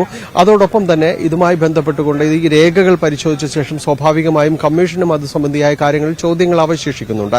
അപ്പോൾ ഈ കാര്യങ്ങളെല്ലാം തന്നെ ഇവരുടെ ഒരു ഹിയറിംഗിൽ ഇതുമായി ബന്ധപ്പെട്ട ഒരു വിശദീകരണങ്ങളും കാര്യങ്ങളും നൽകും. കാരണം കമ്മീഷൻ വളരെ വേഗത്തിലാണ് കാര്യങ്ങൾ നീക്കുന്നത്. ഫെബ്രുവരി അവസാനത്തോടെ റിപ്പോർട്ട് സമർപ്പിക്കാൻ തന്നെയാണ് ഉദ്ദേശിക്കുന്നത്. സർക്കാർ നൽകിയിട്ടുള്ള സമയപരിധിക്ക് അകത്ത് നിന്നുകൊണ്ട് തന്നെ കാര്യങ്ങൾ, നടപടിക്രമങ്ങൾ പൂർത്തീകരിക്കാനാണ് കമ്മീഷൻ ശ്രദ്ധിക്കുന്നത്. പ്രധാനമായും തന്നെ അതിൽ നിരവധിയായ ആളുകളുടേതടക്കം റവന്യൂ അവകാശങ്ങൾ പുനഃസ്ഥാപിച്ച് നൽകണം എന്ന ആവശ്യമാണ് ഒരു മനുഷ്യാവകാശ പ്രശ്നമായിട്ട് തന്നെ കമ്മീഷന് മുന്നിലുള്ളത്. കാരണം അവർക്ക് അതുമായി ബന്ധപ്പെട്ടുകൊണ്ട് നിരവധിയായ കടമകൾ കടക്കേണ്ടതുണ്ട്. കാലങ്ങളായി അവർ അനുഭവിച്ചിരുന്ന ഭൂമിയും സ്വത്തും കാര്യങ്ങളുമാണ് ഒരു സുപ്രഭാതത്തിൽ അവർക്ക് നഷ്ടമാവുന്ന രീതിയിലേക്ക് വരുന്നത്. അതുകൊണ്ട് അത്തരം കാര്യങ്ങളിൽ ഇടപെടലുകൾ വേണം. കമ്മീഷൻ നേരത്തെയും നേരിട്ട് മുനമ്പം സന്ദർശിക്കുകയും അവരിൽ നിന്ന് വിശദീകരണങ്ങളും എല്ലാം തന്നെ ആരായുകയും ചെയ്തിരുന്നു. ഇതിനൊടുവിലാണ് സിറ്റിംഗിലേക്ക് തുടർച്ചയായി കടന്നിരിക്കുന്നത്. അതിന്റെ ഒരു 2ാമത്തെ ടേമാണ് ഇപ്പോൾ വന്നിരിക്കുന്നത്. ഇത് ഫെബ്രുവരിക്ക് മുൻപാകെ മറ്റു സിറ്റിംഗുകൾ പൂർത്തിയാക്കി ഒരു നിഗമനത്തിലേക്ക്, നിർദ്ദേശങ്ങളിലേക്ക് കടക്കാനാണ് കമ്മീഷൻ ശ്രദ്ധിക്കുന്നത്. ഡാനി പോളാണ് വിവരങ്ങൾ നൽകിയത്. ഇനി ഡൽഹിയിൽ നിന്നുള്ള ഒരു പ്രധാനപ്പെട്ട വാർത്തയിലേക്ക്. ഡൽഹി മദ്യനയ കേസിൽ അരവിന്ദ് കെജ്രിവാളിനെ വിചാരണ ചെയ്യാൻ എൻഫോഴ്സ്മെന്റ് ഡയറക്ടറേറ്റിന് അനുമതി ലഭിച്ചിരിക്കുന്നു. കേന്ദ്ര ആഭ്യന്തര മന്ത്രാലയമാണ് അനുമതി നൽകിയത്. രാകേഷ് വിവരങ്ങളുമായി. രാകേഷ്, തെരഞ്ഞെടുപ്പിന് തൊട്ടു മുൻപായി വീണ്ടും ഒരു നിയമക്കുരുക്കിലേക്ക് അല്ലെങ്കിൽ ED കുരുക്കിലേക്ക് നീങ്ങുകയാണിപ്പോൾ കെജ്രിവാൾ എന്ന് വേണം മനസ്സിലാക്കാൻ. ഒരു ഇടവേളയ്ക്ക് ശേഷം വീണ്ടും ഈ മദ്യനയ കേസ് വലിയ ചർച്ചയുമാവുകയാണ്. ഇപ്പോൾ ED എന്താവശ്യമായിരുന്നു സർക്കാരിന് മുന്നിൽ വെച്ചത്? ശ്രീജ, ഏതായാലും ഡൽഹി നിയമസഭാ തെരഞ്ഞെടുപ്പിന്റെ പ്രചാരണം മുറുകിക്കൊണ്ടിരിക്കുകയാണ്. ഇത്തരമൊരു നിർണായക നീക്കം ഇപ്പോൾ ഉണ്ടായിരിക്കുന്നത്. അതായത് നേരത്തെ തന്നെ കെജ്രിവാളിനെ വിചാരണ ചെയ്യാനുള്ള നീക്കം EDയുടെ ഭാഗത്ത് നിന്ന് നടന്നിരുന്നു. പക്ഷെ അന്ന് കെജ്രിവാൾ ഡൽഹി ഹൈക്കോടതിയിൽ പോയി അനുകൂല വിധി സമ്പാദിക്കുകയായിരുന്നു. അതായത് നവംബർ 6-ന് ഒരു സുപ്രീം കോടതി ഉത്തരവുണ്ടായിരുന്നു. ഈ ഉത്തരവ് പ്രകാരം ED പ്രത്യേക സാങ്ഷൻ എടുക്കണം എന്നായിരുന്നു കെജ്രിവാളിന്റെ വാദം. ആ വാദം ഹൈക്കോടതി അംഗീകരിച്ചതിനെ തുടർന്ന് മറ്റ് നടപടികളൊന്നും തന്നെ നടന്നിരുന്നില്ല. PMLA കോടതിയിലെ മറ്റ് നടപടികളെല്ലാം തന്നെ തൽക്കാലത്തേക്ക് നിർത്തിവെക്കുകയായിരുന്നു. ഏതായാലും ഇതിനുശേഷം അടുത്തിടെ ലഫ്റ്റനന്റ് ഗവർണറാണ് കെജ്രിവാളിനെ മദ്യനയ കേസിൽ കള്ളപ്പണം വെളുപ്പിക്കൽ നിയമപ്രകാരം പ്രോസിക്യൂട്ട് ചെയ്യാൻ അനുമതി നൽകിയത്. അതിന് തൊട്ട് പിന്നാലെ ഇപ്പോൾ കേന്ദ്ര ആഭ്യന്തര മന്ത്രാലയം കൂടി അതിന് അനുമതി നൽകിയിരിക്കുകയാണ്. ഇതോടുകൂടി കെജ്രിവാളിനെ വിചാരണ ചെയ്യാൻ സാധിക്കുകയും ചെയ്യും. ഏതായാലും ആം ആദ്മി പാർട്ടിയുടെ ഈ വിഷയത്തിലുള്ള ആദ്യ പ്രതികരണം ഈ ഘട്ടത്തിൽ വന്നിട്ടുണ്ട്. ആം ആദ്മി പാർട്ടി ഇപ്പോൾ വ്യക്തമാക്കിയിട്ടുള്ളത് രാഷ്ട്രീയമായി വേട്ടയാടുന്നു എന്നാണ്. EDയുടെ പ്രധാനപ്പെട്ട ആരോപണം, ED കഴിഞ്ഞ കാലങ്ങളിലൊക്കെ തന്നെ ഉന്നയിക്കുന്നത് ഡൽഹി മദ്യനയവുമായി ബന്ധപ്പെട്ടുകൊണ്ട് ആം ആദ്മി പാർട്ടി, പ്രത്യേകിച്ച് കെജ്രിവാൾ അടക്കമുള്ള നേതാക്കൾ 100 കോടി രൂപ അഴിമതി വാങ്ങി ഈ കോഴപ്പണം ഗോവയിലെ നിയമസഭാ തെരഞ്ഞെടുപ്പ് പ്രചാരണത്തിനായി ഉപയോഗിച്ചു എന്നാണ് EDയുടെ വാദം. ഏതായാലും ഈ തെരഞ്ഞെടുപ്പ് കാലത്ത് വീണ്ടും ചർച്ചയാവുകയാണ് ഡൽഹി മദ്യനയ അഴിമതി കേസ് എന്നതാണ് ഏറ്റവും പ്രധാനപ്പെട്ട കാര്യം. പ്രത്യേകിച്ച് കഴിഞ്ഞ 10 വർഷം തുടർച്ചയായി ആം ആദ്മി പാർട്ടി ഡൽഹി ഭരിക്കുന്നു. അവിടെ ഭരണവിരുദ്ധ വികാരമുണ്ട്. കേജ്രിവാൾ അടക്കമുള്ള നേതാക്കൾ ജയിലിൽ കടന്നത് ഈ മദ്യനയ കേസ് അഴിമതിയുമായി ബന്ധപ്പെട്ടുകൊണ്ടാണ്. കേജ്രിവാളിനെതിരെ മാത്രമല്ല ഇപ്പോൾ വിചാരണയ്ക്ക് അനുമതി നൽകിയിരിക്കുന്നത്. ഉപമുഖ്യമന്ത്രിയായിരുന്ന മനീഷ് സിസോദിക്കും ഏതായാലും വിചാരണയ്ക്ക് അനുമതി കേന്ദ്ര ആഭ്യന്തര മന്ത്രാലയം ഈ ഘട്ടത്തിൽ നൽകിയിട്ടുണ്ട്. രാജേഷ്, ലോക്സഭാ തെരഞ്ഞെടുപ്പിന് മുൻപ് തൊട്ടു മുൻപ് നാടകീയമായിട്ടായിരുന്നു കേജ്രിവാളിനെ ജയിലിലേക്ക് അയക്കുന്നത്. അതൊക്കെ നമ്മൾ കണ്ടതാണ്. അതുകൊണ്ടൊന്നും പ്രത്യേകിച്ച് BJPക്ക് വലിയ ഗുണമൊന്നും ഉണ്ടായതുമില്ല. പക്ഷേ അതൊരു തവണ നടന്നു. അത് വലിയ രീതിയിൽ ആ ഘട്ടത്തിൽ വിമർശനത്തിനും ഇടയാക്കിയിരുന്നു. ഇതിപ്പോൾ നിയമസഭാ തെരഞ്ഞെടുപ്പ് വരുന്നതിന് തൊട്ടു മുൻപ് അടുത്തൊരു നടപടിയിലേക്ക് കടക്കുന്നു. ഇത് രാഷ്ട്രീയ പ്രേരിതമാണ് ഈ നീക്കമെന്ന് സംശയിക്കാൻ എല്ലാ സാധ്യതയുമില്ലേ? ശ്രീജ, അങ്ങനെ സംശയിക്കാൻ കാരണം തെരഞ്ഞെടുപ്പിന് ഇനി ദിവസങ്ങൾ മാത്രമാണ് ബാക്കിയുള്ളത്. പത്രിക സമർപ്പണത്തിനുള്ള സമയപരിധി മറ്റന്നാൾ അവസാനിക്കുകയും ചെയ്യുന്നു. ഈ ഘട്ടത്തിലാണ് കേന്ദ്ര ആഭ്യന്തര മന്ത്രാലയം തന്നെ ഇത്തരത്തിൽ വിചാരണയ്ക്കുള്ള അനുമതി നൽകിയിട്ടുള്ളത്. സ്വാഭാവികമായും രാഷ്ട്രീയ പ്രേരിതമാണ് ഈ നീക്കമെന്ന ആരോപണം വരും ദിവസങ്ങളിൽ ആം ആദ്മി പാർട്ടി ഉന്നയിക്കുകയും ചെയ്യും. ശ്രീജ സൂചിപ്പിച്ച പോലെ തന്നെ കഴിഞ്ഞ ലോക്സഭാ തെരഞ്ഞെടുപ്പിന് തൊട്ടു മുമ്പാണ് അരവിന്ദ് കെജ്രിവാൾ ജാമ്യത്തിൽ ഇറങ്ങിക്കൊണ്ടാണ് പ്രചാരണം നയിച്ചത്. ഈ തെരഞ്ഞെടുപ്പ് പ്രചാരണത്തിന് തൊട്ടു പിന്നാലെ അദ്ദേഹം ജയിലിലേക്ക് മടങ്ങുകയും ചെയ്തിരുന്നു. പക്ഷേ കോൺഗ്രസുമായി കൈകോർത്തിട്ട് പോലും ആം ആദ്മി പാർട്ടിക്കോ കോൺഗ്രസിനോ ഇന്ത്യ മുന്നണിക്കോ അവിടെ ഒറ്റ സീറ്റ് പോലും വിജയിക്കാൻ സാധിച്ചില്ല. പക്ഷേ നിയമസഭാ തെരഞ്ഞെടുപ്പിന്റെ കാര്യമെടുക്കുമ്പോൾ അങ്ങനെയല്ല ഡൽഹിയിലെ സാഹചര്യം. കഴിഞ്ഞ തുടർച്ചയായി 2 തവണ ആം ആദ്മി പാർട്ടി അധികാരത്തിൽ വന്നു. 3 തവണ തുടർച്ചയായി കേജ്രിവാൾ മുഖ്യമന്ത്രിയായിരുന്നില്ല. ആദ്യഘട്ടത്തിൽ കോൺഗ്രസിനൊപ്പമാണ് അദ്ദേഹം പിന്തുണയോടുകൂടിയാണ് അദ്ദേഹം മുഖ്യമന്ത്രിയായിരുന്നത്. പക്ഷേ BJPയുടെ കാര്യമെടുക്കുകയാണെങ്കിൽ ഏതാണ്ട് 55% വോട്ടുകൾ അവർക്ക് ലോക്സഭാ തെരഞ്ഞെടുപ്പിൽ ലഭിക്കാറുണ്ട്. അപ്പോൾ പോലും 25 വർഷത്തിലധികമായി 1998 സുഷമ സ്വരാജാണ് അവസാനത്തെ BJP മുഖ്യമന്ത്രി. അതിനുശേഷം ഡൽഹിയിൽ BJPക്ക് അധികാരത്തിലെത്താൻ കഴിഞ്ഞിട്ടില്ല. അപ്പോൾ ഏത് വിധേനയും അധികാരത്തിലെത്തുക എന്ന ലക്ഷ്യം BJPക്കുണ്ട്. പ്രത്യേകിച്ച് ആം ആദ്മി പാർട്ടി കഴിഞ്ഞ 10 വർഷം ഭരിക്കുമ്പോൾ അവിടെ പല വിഷയങ്ങൾ ഉന്നയിച്ചുകൊണ്ടുള്ള പ്രചാരണം BJP നടത്തുന്നു. അതിനിടയിലാണ് ഇത്തരത്തിൽ മദ്യനയം വീണ്ടും ചർച്ചയാകുന്ന തരത്തിലേക്ക് കേജ്രിവാളിനെ അടക്കമുള്ളവരെ വിചാരണ ചെയ്യാൻ ഇപ്പോൾ കേന്ദ്ര ആഭ്യന്തര മന്ത്രാലയം അനുമതി നൽകുകയും ചെയ്തിട്ടുള്ളത്. രാകേഷാണ് വിവരങ്ങൾ നൽകിയത്. എന്തായാലും നിയമസഭാ തെരഞ്ഞെടുപ്പിന് തൊട്ടു മുൻപായി ഇഡിക്ക് ഈ കേസിൽ മുന്നോട്ട് പോകാനുള്ള അനുമതി ഇപ്പോൾ കേന്ദ്ര ആഭ്യന്തര മന്ത്രാലയത്തിൽ നിന്നും ലഭിച്ചിരിക്കുകയാണ്. കഴിഞ്ഞ മാസമാണ് ലഫ്റ്റനന്റ് ഗവർണർ ഇക്കാര്യത്തിൽ നിയമ നടപടികളിലേക്ക് കടക്കാം, അല്ലെങ്കിൽ ഇഡിക്ക് അനുമതി കൊടുക്കാം, ഈ കേസുമായി മുന്നോട്ട് പോകാനുള്ള അനുമതി കൊടുക്കാമെന്ന ശുപാർശ കൈമാറിയത്. അതിലാണ് ഇപ്പോൾ തീരുമാനം വന്നിട്ടുള്ളത്. ഇതിനിടെ ഡൽഹിയിൽ തെരഞ്ഞെടുപ്പിന്റെ ഒരുക്കങ്ങളൊക്കെ വളരെ തകൃതിയായി നടക്കുകയാണ്. പത്രികാ സമർപ്പണത്തിനുള്ള സമയപരിധി മറ്റന്നാൾ അവസാനിക്കാനിരിക്കെ ഡൽഹിയിൽ ഇന്ന് കൂടുതൽ സ്ഥാനാർത്ഥികൾ നാമനിർദ്ദേശ പത്രിക നൽകും. ആം ആദ്മി പാർട്ടി കൺവീനർ അരവിന്ദ് കെജ്രിവാൾ നാളെയാണ് പത്രിക നൽകുക. മുഖ്യമന്ത്രിയും കൽക്കാജി മണ്ഡലത്തിലെ സ്ഥാനാർത്ഥിയുമായ അതിഷി, കോൺഗ്രസ് സ്ഥാനാർത്ഥി അൽക്ക ലാംബ തുടങ്ങിയവർ ഇന്നലെ പത്രിക നൽകിയിരുന്നു. ഡൽഹി നിയമസഭാ തെരഞ്ഞെടുപ്പിനുള്ള കോൺഗ്രസിന്റെ 3ാം ഘട്ട സ്ഥാനാർത്ഥി പട്ടിക ഇതിനിടെ പുറത്തിറക്കിയിട്ടുണ്ട്. 15 സ്ഥാനാർത്ഥികളുടെ പട്ടികയാണ് പുറത്തിറക്കിയത്. മുൻ കേന്ദ്രമന്ത്രി കൃഷ്ണ തീരത്ത് പട്ടേൽ നഗറിൽ വീണ്ടും ജനവിധി തേടും. ഓഖ്ലയിൽ ആം ആദ്മി പാർട്ടിയിലെ അമാനത്തുള്ള ഖാനെ എതിരിടുന്നത് കൌൺസിലറായ ആരിബ ഖാനാണ്. കഴിഞ്ഞ തവണ ആം ആദ്മി പാർട്ടി സ്ഥാനാർത്ഥിയായി മുൻകൈയിൽ നിന്ന് വിജയിച്ച ധരംപാൽ ലഖ്ര ഇത്തവണ കോൺഗ്രസ് ടിക്കറ്റിലാണ് ജനവിധി തേടുന്നത്. BJP സംസ്ഥാന അധ്യക്ഷന്മാരെ തീരുമാനിക്കുന്ന കാര്യത്തിലൊക്കെ ചർച്ചകൾ വളരെ സജീവമായി നടക്കുകയാണ്. ഇതിനിടയിൽ ലക്ഷദ്വീപിൽ ചെറിയ അഭിപ്രായ വ്യത്യാസമൊക്കെ ഉണ്ടായിരുന്നെങ്കിലും അധ്യക്ഷ സ്ഥാനത്ത് KN കാസ്മി കോയ തന്നെ തുടരും. അവിടെ ഒരു വിഭാഗത്തിന് വലിയ എതിർപ്പുണ്ടായിരുന്നു. കാസ്മി തുടരുന്നതിൽ ആ എതിർപ്പ് തള്ളിക്കൊണ്ടാണ് ഇങ്ങനെയൊരു നിർദ്ദേശം. തമിഴ്നാട്ടിലും നിലവിലെ അധ്യക്ഷനായ K അണ്ണാമലൈ തുടരാനാണ് സാധ്യത. കേരളത്തിൽ പക്ഷേ K സുരേന്ദ്രൻ തുടരുന്നതിൽ ദേശീയ നേതൃത്വം ഇനിയും തീരുമാനമെടുക്കാനിരിക്കുന്നതേയുള്ളൂ. അവഗണിച്ചാണ് KN കാസ്മി കോയയ്ക്ക് നേതൃത്വം അധ്യക്ഷ പദവിയിൽ ഒരു അവസരം കൂടി നൽകിയത്. പാർട്ടിയുടെ ആസ്ഥാന മന്ദിരം പണിയുന്ന സാഹചര്യത്തിൽ അധ്യക്ഷനെ മാറ്റേണ്ടതില്ലെന്ന നിലപാട് ദേശീയ നേതൃത്വം സ്വീകരിക്കുകയായിരുന്നു. യുവമോർച്ച സംസ്ഥാന അധ്യക്ഷനായിരുന്ന മഹദ ഹുസൈൻ പാർട്ടി വിട്ട് ശരത് പവാർ പക്ഷ NCPയിൽ ചേർന്നതും പാർട്ടിക്കെതിരായ വാർത്തകൾ ചോരുന്നത് ഉള്ളിൽ നിന്നാണെന്ന വിവരം പുറത്തായതും കാസ്മി കോയയ്ക്കെതിരെ ഒരു വിഭാഗം ആയുധമാക്കിയിരുന്നു. കാസ്മി ബാഹ്യശക്തികൾക്ക് കീഴടങ്ങാതെ കുടുംബവാഴ്ച അനുവദിക്കാതെ മുന്നോട്ട് പോകണമെന്നാണ് മുതിർന്ന നേതാക്കളുടെ നിലപാട്.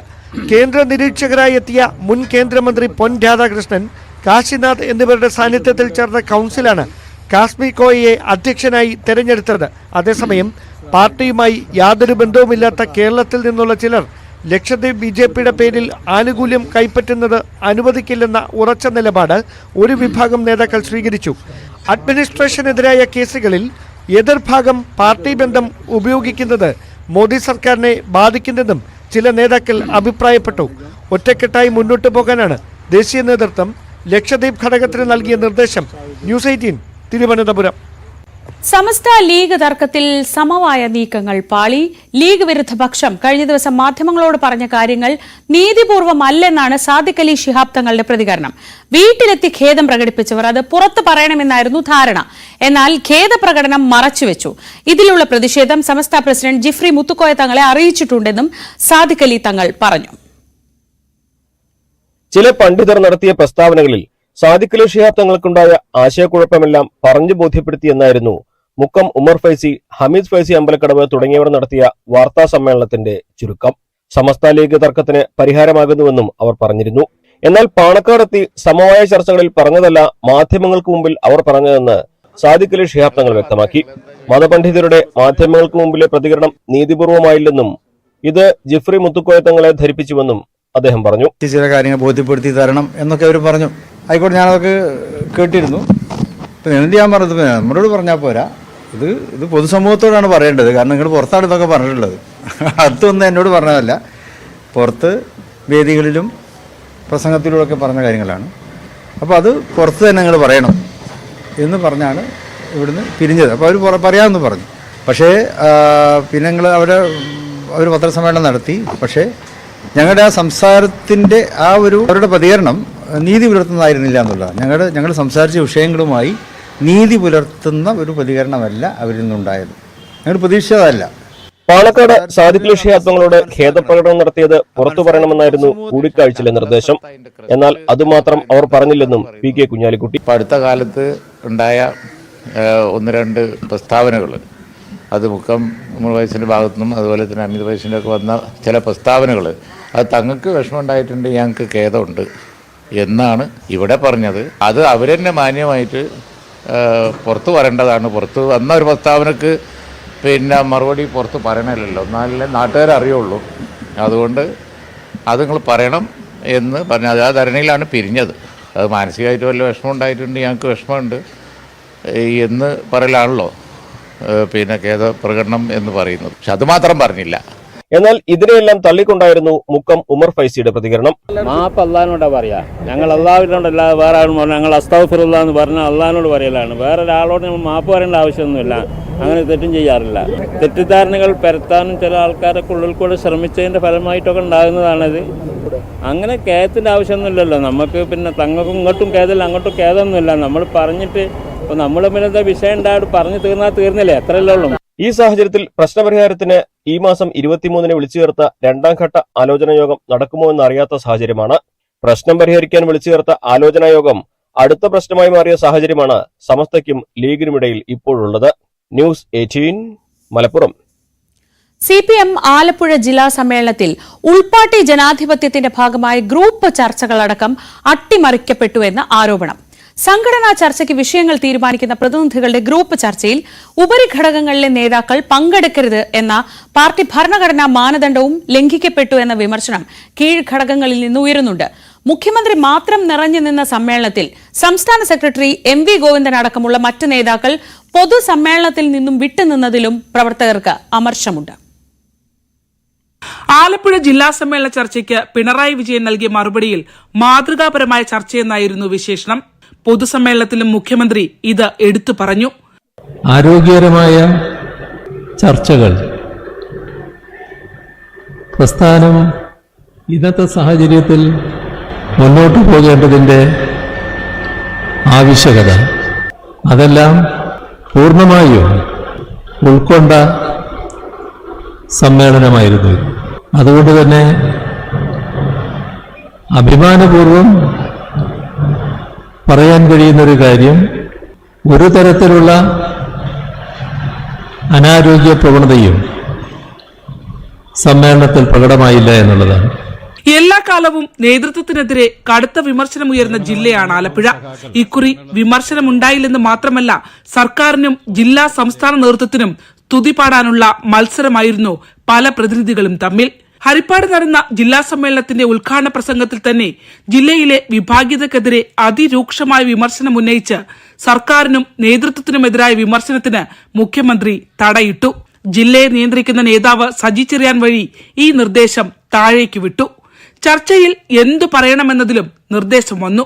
ഉപരികമ്മിറ്റിയിലെ നേതാക്കന്മാർ ഗ്രൂപ്പ് ചർച്ചയിൽ പങ്കെടുക്കാൻ പാടില്ലെന്ന സംഘടനാ രീതി അട്ടിമറിച്ച് സാധ്യതയുള്ള വിമർശനങ്ങളും തടഞ്ഞു. വിമർശനങ്ങൾക്ക് വിധേയരാകേണ്ട ജില്ലാ സെക്രട്ടേറിയറ്റ് അംഗങ്ങൾ തന്നെ ഗ്രൂപ്പ് ചർച്ചയിൽ പങ്കാളികളായി.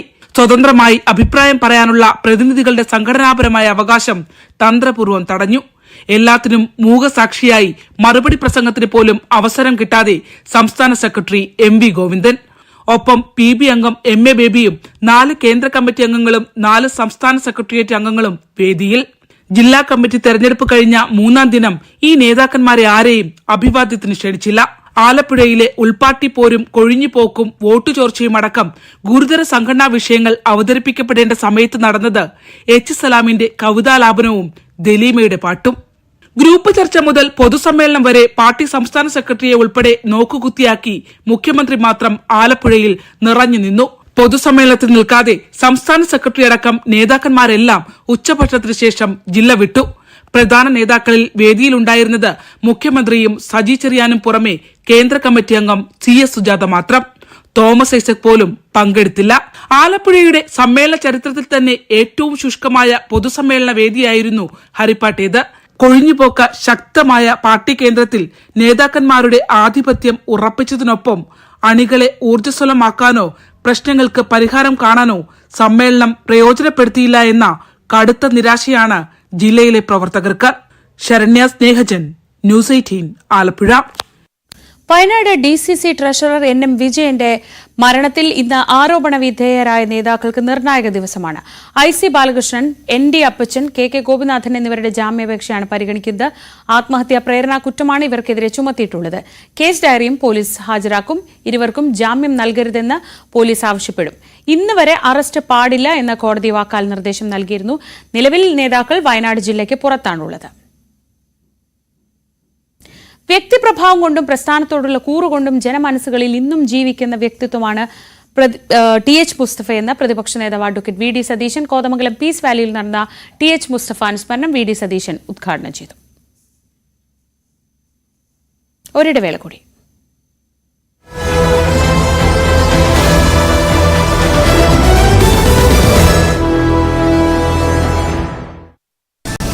പൊന്നമ്പലമേട്ടിൽ മകരജ്യോതി തൊഴുത് ഭക്തലക്ഷങ്ങൾ. അയ്യപ്പ വിഗ്രഹത്തിൽ തിരുവാഭരണം ചാർത്തിയുള്ള മഹാദീപാരാധനയും കണ്ട് മലയിറങ്ങി അയ്യപ്പന്മാർ. കർശന സുരക്ഷാ ക്രമീകരണങ്ങളാണ് ശബരിമലയിൽ ഒരുക്കിയത്. 18-ന് കളഭാഭിഷേകം, 19-ന് മാളികപ്പുറത്തെ മഹാകുരുതിയോടെ മകരവിളക്കുത്സവം സമാപിക്കും. പീച്ചി ഡാം റിസർവോയറിൽ വീണ പെൺകുട്ടികളിൽ ഒരാൾ കൂടി മരിച്ചു. പട്ടിക്കാട് സ്വദേശി 16 വയസ്സുള്ള എറിനാണ് മരിച്ചത്. മുരിങ്ങത്ത് പറമ്പിൽ ബിനോജിന്റെയും ജൂലിയുടെയും മകളാണ്. +1 വിദ്യാർത്ഥിനിയായിരുന്നു. ഇതോടെ അപകടത്തിൽ മരിച്ചവരുടെ എണ്ണം 3 ചികിത്സയിലുള്ള നിമയുടെ ആരോഗ്യസ്ഥിതി മെച്ചപ്പെട്ടതായി ആശുപത്രി വൃത്തങ്ങൾ. മലപ്പുറത്ത് നവവധു ആത്മഹത്യ ചെയ്ത നിലയിൽ. കൊണ്ടോട്ടി സ്വദേശിനി 19 വയസ്സുകാരി ഷഹാന മുംതാസ് ആണ് മരിച്ചത്. ആത്മഹത്യ മാനസിക പീഡനം മൂലമെന്ന ആരോപണവുമായി കുടുംബം. നിറത്തിന്റെ പേരിൽ ഭർത്താവ് നിരന്തരം മാനസികമായി ഉപദ്രവിച്ചുവെന്ന് ആരോപണം. ഹണി റോസ് നൽകിയ പരാതിയിൽ ബോബി ചെമ്മണ്ണൂരിന് ജാമ്യം. മറ്റുള്ളവരെക്കുറിച്ച് പരാമർശം നടത്തുമ്പോൾ എല്ലാവരും ജാഗ്രത പുലർത്തണമെന്ന് ഹൈക്കോടതി. ബോഡി ഷെയ്മിംഗ് സമൂഹത്തിന് സ്വീകാര്യമല്ല. കറുത്തത്, തടിച്ചത്, മെലിഞ്ഞത് തുടങ്ങിയ പരാമർശങ്ങൾ ഒഴിവാക്കണമെന്നും ജാമ്യ ഉത്തരവിൽ ഹൈക്കോടതി.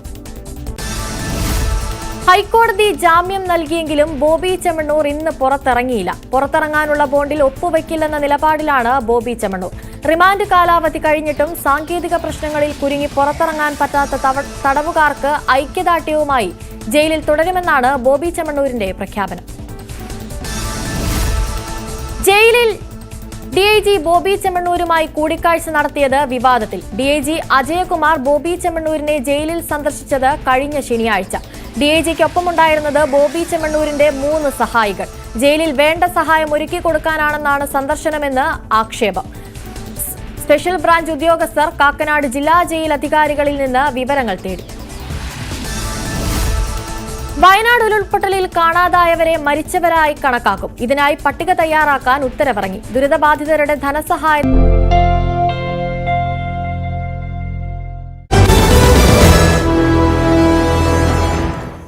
ലോകം പ്രയാഗ്രാജിൽ.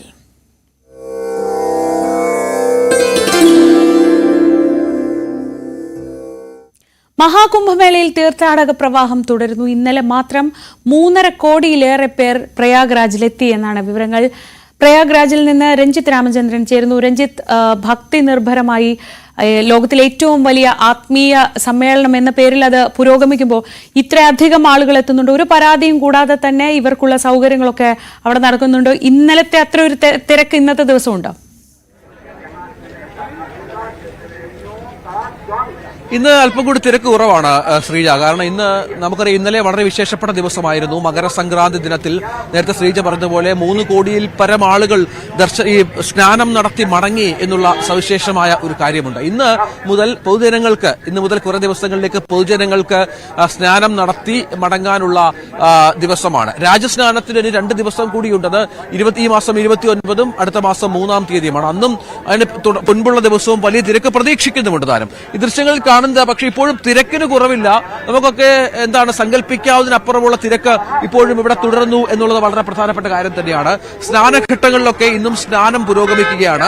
നേരത്തെ പറഞ്ഞതുപോലെ 22,000-ഓളം സ്നാനഘട്ടങ്ങളിൽ അതീവ സുരക്ഷിത സംവിധാനങ്ങൾ ഒരുക്കിക്കൊണ്ട് ജനങ്ങൾക്ക് എല്ലാവിധ സൗകര്യങ്ങളും ഒരുക്കിക്കൊണ്ട് സുഗമമായി സ്നാനം നടത്താനുള്ള എല്ലാ സംവിധാനങ്ങളും സർക്കാർ ഒരുക്കിക്കഴിഞ്ഞു. ഗംഗാനദിയിലൊക്കെ സുരക്ഷാ ഉദ്യോഗസ്ഥരുടെ സജീവമായ സാന്നിധ്യമടക്കം നമുക്ക് കാണാം. അപ്പോൾ ഇനിയും ഒരു 10-30 കോടി 35 കോടി ആളുകളെ മുഴുവനായി പ്രതീക്ഷിക്കുന്നുണ്ട് സർക്കാർ.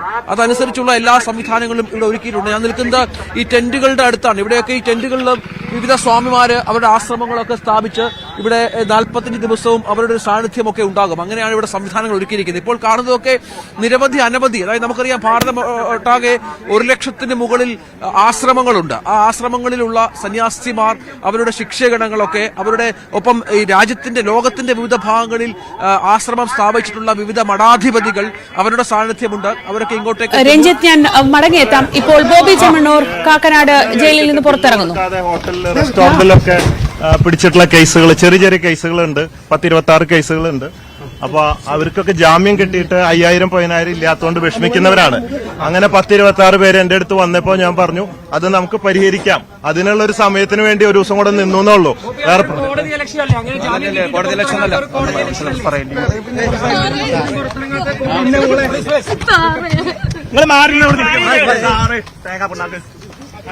ഇവിടെ കോടതി ഇലക്ഷൻ അല്ലല്ലോ. കടലാസ് ഇവിടെ കിട്ടിയത് നേരം വൈകി. ഇന്നാണ് കിട്ടിയതെന്നാ പറഞ്ഞത്. അല്ല, ബോച്ച ഇന്നലെ ഇറങ്ങാതിരുന്നല്ലേ? എന്ത് കാര്യത്തിന്? എന്ത് നാടകം? പ്ലീസ് നിങ്ങൾ അദ്ദേഹത്തെ ശല്യം ചെയ്യാൻ നാടകം. കുറച്ച് പേർക്ക് വൈഫില്ലാത്തതുകൊണ്ട് അവർക്കുള്ള ഒരു പൈസ അറേഞ്ച്മെന്റ് ചെയ്യാൻ വേണ്ടി വൈകുന്നുള്ളൂ.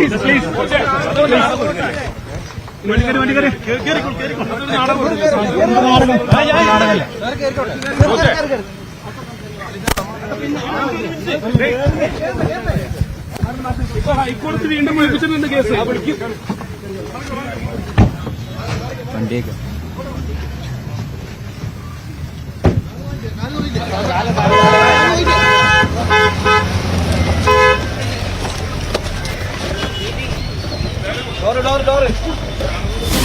ലൈംഗികാധിക്ഷേപ കേസിൽ റിമാൻഡിലായിരുന്ന ബോബി ചെമ്മണ്ണൂർ ഇപ്പോൾ ജയിൽ മോചിതനായിരിക്കുന്നു. ജാമ്യ ഉത്തരവ് ജയിലിലെത്തിച്ച് ഇപ്പോൾ ജയിലിൽ നിന്നും പുറത്തേക്ക് ഇറങ്ങിയിരിക്കുകയാണ്. ജാമ്യ ഉത്തരവ് വൈകി എന്ന് പറയുമ്പോൾ തന്നെ അതേസമയം തന്നെ പറയുന്നുണ്ട്, അവിടെ റിമാൻഡ് കാലാവധി കഴിഞ്ഞിട്ടും ഈ ജാമ്യത്തുക കെട്ടിവെക്കാൻ കഴിയാത്തത് കൊണ്ടുള്ള അങ്ങനെ വിഷമിക്കുന്ന കുറെ പേർ അദ്ദേഹത്തോട് പരാതി പറയാനെത്തി. അപ്പോൾ അവരുടെ പരാതിയൊക്കെ കേട്ട് അതൊന്ന് പരിഹരിക്കാൻ വേണ്ടി നിന്നതാണ്. അതെങ്ങനെയാണെന്നുള്ളത് ഇനി നമ്മൾ കണ്ടു തന്നെ അറിയണം. അതായത് അങ്ങനെ അദ്ദേഹത്തിന്റെ ഇഷ്ടത്തിന് അങ്ങനെ തുടരാൻ കഴിയുമോ എന്നുള്ളത് കാര്യം. ഡാനി, ഇത് ഇപ്പം ഇതും ഒരു PR ആക്ടിവിറ്റി ആക്കാൻ ഒരു ചെറിയ ശ്രമം നടക്കുന്നുണ്ട്. പക്ഷേ അത് പറഞ്ഞാൽ കോടതിയിൽ നിന്ന് പണി കിട്ടുമെന്ന് 2ാമത്തെ വാചകത്തിൽ അദ്ദേഹം തിരിച്ചറിഞ്ഞു എന്ന് തോന്നുന്നു, അല്ലേ? തീർച്ചയായും അത് തന്നെയാണ് ശ്രീജ. കാരണം വളരെ പെട്ടെന്ന് തന്നെ തിരിച്ചറിഞ്ഞിരിക്കുന്നു ബോബി ചെമ്മണ്ണൂർ എന്ന് തന്നെയാണ് മനസ്സിലാക്കുന്നത്. കാരണം ഇത് കോടതി കേസ് പരിഗണിക്കും മുൻപ് തന്നെ വളരെ തിരക്കിട്ടായിരുന്നു ഇവിടേക്കുള്ള ഈ ഒരു രണ്ടാമത്തെ ഈ ദിവസത്തിലേക്കുള്ള ഈ വരവ് എന്ന് തന്നെ പറയാം. കാരണം വളരെ പെട്ടെന്ന് ബോബി ചെമ്മണ്ണൂരിന്റെ അഭിഭാഷകർ ഇവിടേക്ക് എത്തുകയും അതോടൊപ്പം തന്നെ അതുമായി ബന്ധപ്പെട്ടുകൊണ്ട് നമുക്ക് ആ ദൃശ്യങ്ങളിൽ അദ്ദേഹത്തിന്റെ ഒരു ഓഫീസ് സ്റ്റാഫ് ഓടി ചെല്ലുകയായിരുന്നു, അതിനകത്തേക്ക് ജയിലിനകത്തേക്ക് ഓടി ചെല്ലുകയായിരുന്നു. അവർക്ക് ഈ കാര്യങ്ങളെല്ലാം രേഖകളെല്ലാം കൈമാറി അങ്ങോട്ട് ചെന്ന് വളരെ പെട്ടെന്ന് നടപടിക്രമങ്ങൾ പൂർത്തിയാക്കാൻ കാത്തിരിക്കുകയായിരുന്നു. ബോബി ചെമ്മണ്ണൂരാകട്ടെ അതിനകത്തുനിന്ന് ഏതാണ്ട് ജയിലിനകത്തുനിന്ന് വളരെ വേഗത്തിൽ പുറത്തേക്ക് ഇറങ്ങുന്നു, അതോടൊപ്പം ഇവിടെ വിട്ടു പോകുന്നു എന്നതാണ്. കോടതി ഈ കേസ് വീണ്ടും പരിഗണിക്കുന്നു, സ്വമേധയാ ഈ കേസ് പരിഗണിക്കുന്നു എന്ന തിരിച്ചറിവിൽ തന്നെയാണ് ഈ നടപടികൾ ഇന്ന് നിമിഷം കൊണ്ട് പൂർത്തീകരിച്ചത്. കാരണം അതല്ല എങ്കിൽ കോടതിയുടെ ഭാഗത്തു നിന്ന് മറ്റേതെങ്കിലും രീതിയിലുള്ള ഒരു പരാമർശങ്ങളിലേക്കോ കാര്യങ്ങളിലേക്കോ എത്തുകയാണെങ്കിൽ അത് വീണ്ടും തിരിച്ചടിയാകും. അതുകൊണ്ട് ജയിലിനകത്തുനിന്ന് വളരെ പെട്ടെന്ന് പുറത്തേക്ക് ഇറങ്ങി എന്ന് തന്നെയാണ് അനുമാനിക്കുന്നത്. ഇതിന് ബോബി ചെമ്മണ്ണൂർ നൽകുന്ന വിശദീകരണം എന്ന് പറയുന്നത് ഇന്നലെ താൻ പുറത്തിറങ്ങാതിരുന്നത് അതൊരു ഐക്യദാർഢ്യ പ്രഖ്യാപനം തന്നെയായിരുന്നു എന്ന് അദ്ദേഹം ആവർത്തിക്കുകയും ചെയ്യുന്നു. പല ചെറിയ കേസുകളുമായി ബന്ധപ്പെട്ടുകൊണ്ട് പലരും ഇതിനകത്ത് കഴിയുകയായിരുന്നു. അങ്ങനെ അവർക്കൊരു ഐക്യദാർഢ്യപ്പെട്ടുകൊണ്ട് തന്നെയായിരുന്നു താനകത്ത് തുടർന്നത്. മറിച്ച് ഒരു PR ആക്ടിവിറ്റി കാര്യങ്ങൾ അത്രയും ഇതൊരു നാടകമായിരുന്നില്ലേ എന്നുള്ള ചോദ്യത്തിന് എന്ത് നാടകം, അങ്ങനെയല്ല എന്ന് അദ്ദേഹം പറയുകയും ചെയ്യുന്നു. എന്തായാലും ശ്രീജ, അതിൽ ഒറ്റ കാര്യം ഉറപ്പിക്കാം. കാരണം ഇന്നലെ 3:30 കഴിയുന്നതോടുകൂടി കോടതി നടപടികളും പ്രൊസീജിയും കാര്യങ്ങളും എല്ലാം തന്നെ വേഗത്തിലായിരുന്നു. അത്തരം കാര്യങ്ങൾ കഴിഞ്ഞിരുന്നു. അവിടെ നിന്ന് കാക്കനാട് എത്തുക എന്നത് ഇന്നലെ സാധ്യമായ ഒരു കാര്യം തന്നെയായിരുന്നു. പക്ഷേ അതുണ്ടായില്ല എന്ന് തന്നെയാണ്. അതിൽ ബോബി ചെമ്മണ്ണൂരിന്റെ അഭിഭാഷകൻ പറയുന്ന ഒരു കാര്യം മറ്റൊന്നാണ്. ബോബി ചെമ്മണ്ണൂരിന്റെ അഭിഭാഷകന്റെ ഒരു ബൈറ്റ് അല്പസമയം മുമ്പ് നമ്മളത് എടുക്കുകയും ചെയ്തിരുന്നു. അതിൽ പറഞ്ഞിരുന്ന ഒരു കാര്യം എന്ന് പറയുന്നത് ഇന്നലെ രേഖകൾ കിട്ടാൻ, കോടതി നടപടികൾ കഴിഞ്ഞ് രേഖകൾ കിട്ടാൻ വൈകിയത് കൊണ്ട് മാത്രമാണ് ഇന്നലെ ഇവിടേക്ക് എത്താതിരുന്നത്. അങ്ങനെ ഒരു അനധികൃതമായി തങ്ങൾ പുറത്തേക്ക് ഇറങ്ങേണ്ട, അത് അങ്ങനെ തീരുമാനിച്ചുകൊണ്ടാണ് ഇവിടേക്ക് വരാതിരുന്നതെന്ന് അദ്ദേഹം പറയുന്നു. പക്ഷെ ബോബി ചെമ്മണ്ണൂർ ഇതുമായി ബന്ധപ്പെട്ട് പറഞ്ഞത് താൻ ഐക്യദാർഢ്യപ്പെട്ടുകൊണ്ട് തന്നെയാണ് അതിനകത്ത് തുടർന്നതെന്നും പറയുന്നു. എന്തായാലും കോടതി ഇക്കാര്യം ശ്രദ്ധിച്ചിട്ടുണ്ടെങ്കിൽ അതിലെന്ത് നടപടിയാണ് ഉണ്ടാവുന്നത് എന്ന് നമുക്ക് കാത്തിരുന്നറിയാം. നേരത്തെ പറഞ്ഞ ഒറ്റ കാര്യം ഒരിക്കൽ കൂടി പറയുന്നു, അത് കാക്കനാട് ജയിലാണ്, റിസോർട്ടല്ല. നമുക്ക് ഇഷ്ടമുള്ളപ്പോൾ കയറി പോകാനോ നമുക്ക് ഇഷ്ടമുള്ളപ്പോൾ ഇറങ്ങാനോ പറ്റില്ല. മാത്രമല്ല, നാടകം നമുക്ക് സ്റ്റേജിൽ കളിക്കാം, പക്ഷേ കോടതിക്ക് മുന്നിലും അത് പറ്റില്ല. അതുകൊണ്ട് തന്നെ കാര്യങ്ങളൊക്കെ ബോബി ചെമ്മണ്ണൂരിന്റെ അഭിഭാഷകർ തിരിച്ചറിഞ്ഞത് കൊണ്ടായിരിക്കണം നിമിഷങ്ങൾക്കകം നടപടികൾ പൂർത്തിയാക്കി ഇപ്പോൾ ബോബി ചെമ്മണ്ണൂർ പുറത്തേക്ക് ഇറങ്ങിയത്. ഇക്കാര്യം വിശദമായി തന്നെ ചർച്ച ചെയ്യാം. ന്യൂസ് ടെൻസ് ഇക്കാര്യങ്ങളൊക്കെ വളരെ വിശദമായി ചർച്ച ചെയ്യും, വിശകലനം ചെയ്യും. ന്യൂസ് ടെൻസിൽ സജിത്ത് ചേരും ഇടവേളയ്ക്ക് ശേഷം.